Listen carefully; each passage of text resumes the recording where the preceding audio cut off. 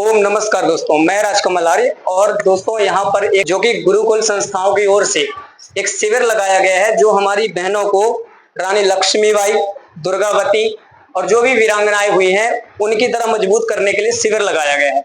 आप समाज में देख रहे हैं आज हमारी बहन बेटियों के साथ बड़ा ही दुर्व्यवहार हो रहा है।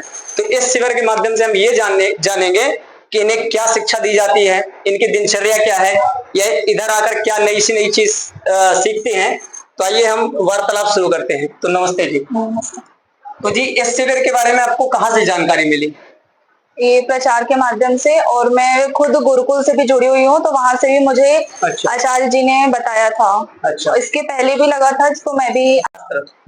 आज की ये परंपरा है जो कि मैकाले शिक्षा पद्धति के अंतर्गत केवल विद्यार्थियों को शिक्षा दी जाती है, पढ़ाया जाता है, उन्हें वह ज्ञान नहीं दिया जाता जो कि उनके जीवन में अवतरित होता है। तो इस विषय में आप क्या कहना चाहेंगे? यहाँ की शिक्षा वहाँ स्कूल की शिक्षा से कैसे अलग है?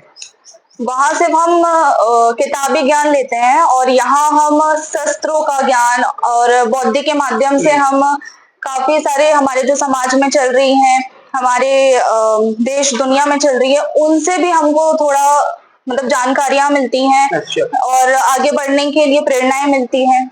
और जैसे समाज में एक कुरीति है, एक ब्राह्मणवाद है। हाँ। ब्राह्मणों को तो सम्मान करना चाहिए, किंतु ब्राह्मणवाद का विरोध करना चाहिए।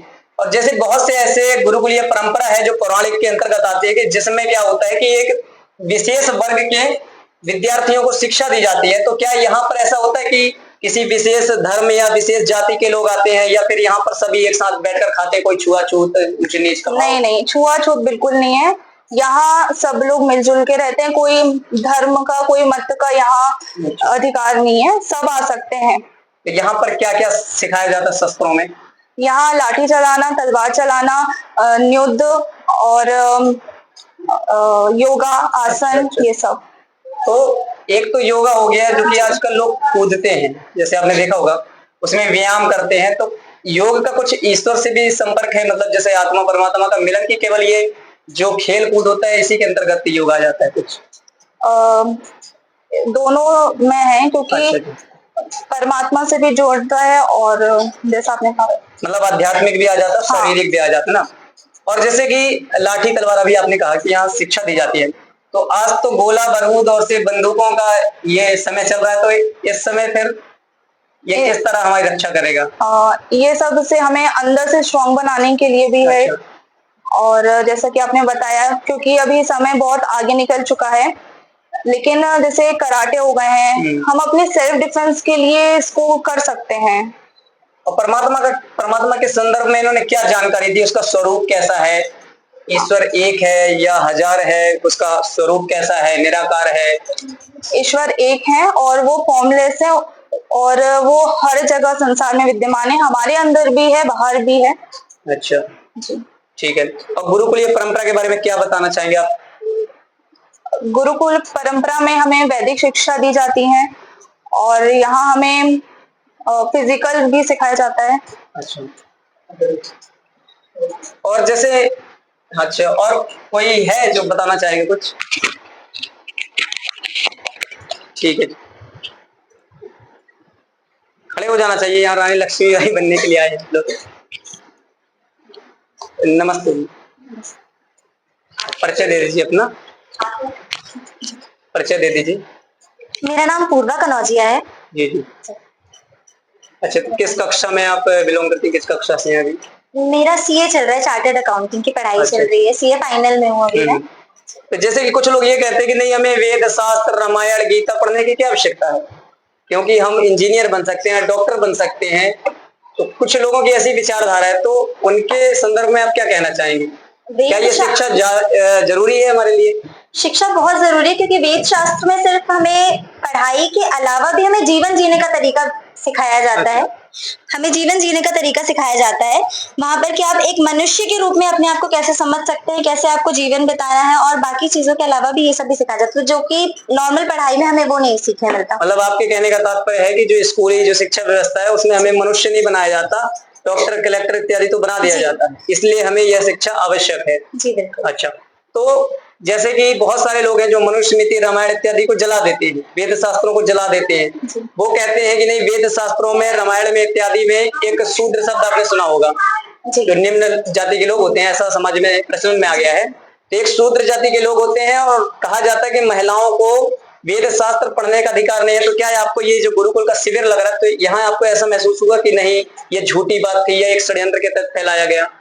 ऐसा तो मुझे कहीं महसूस नहीं हुआ कि यहाँ पर कोई भेदभाव या शूद्र जाति या ऐसा कुछ भी यहाँ नहीं था। हम सभी बच्चे आए हैं यहाँ से, छोटे से बच्चे से लेके मैं सबसे बड़ी हूँ मेरे ख्याल से यहाँ पर।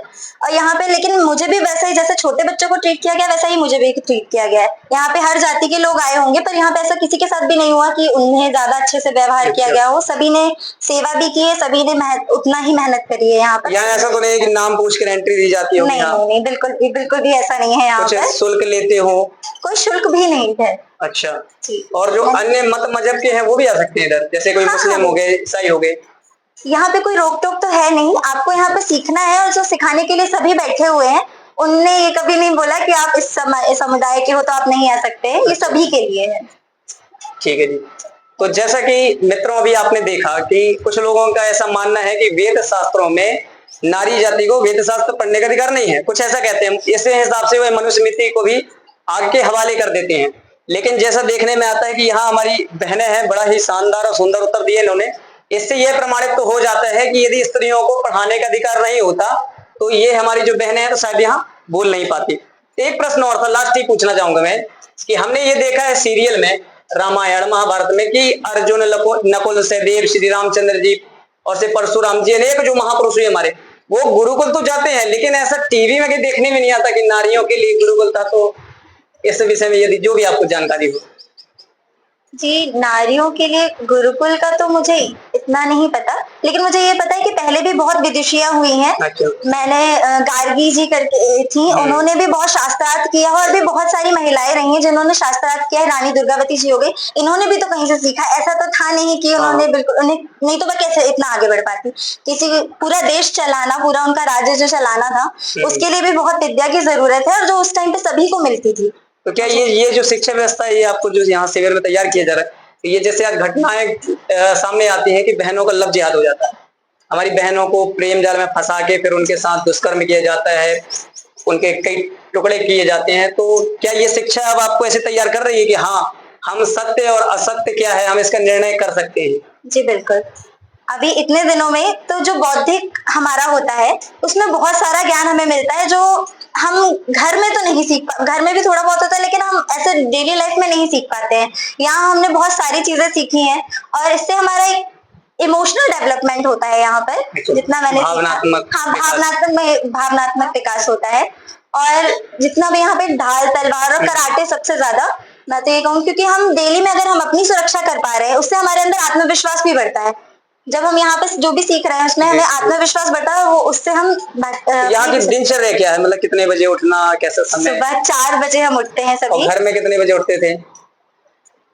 7 बजे या 6 बजे तक। तो जैसा कि मित्रों आप देख पा रहे हैं, सुनने में और से यहाँ पर आकर देखने में ये स्पष्ट दिखाई दे रहा है कि बदलाव तो आ रहा है, हमारे देश में बदलाव आ रहा है। और यहाँ जो हमारी बहनें हैं, इनकी आबादी भी अच्छी खासी है। और महर्षि दयानंद तो ये कहते हैं कि यदि पुरुष और से नारी में पढ़ाना हो तो नारियों को अवश्य पढ़ाना चाहिए। क्यों? क्योंकि इनके कंधे में 2 घरों का भार रहता है, एक तो ये जहां से आती हैं, दूसरी जहां जाती हैं। तो हमें बहुत ही अच्छा लगा। इसी के साथ हम अपनी जिह्वा को विराम देंगे। ओम सादर नमस्ते जी, आप सभी का धन्यवाद।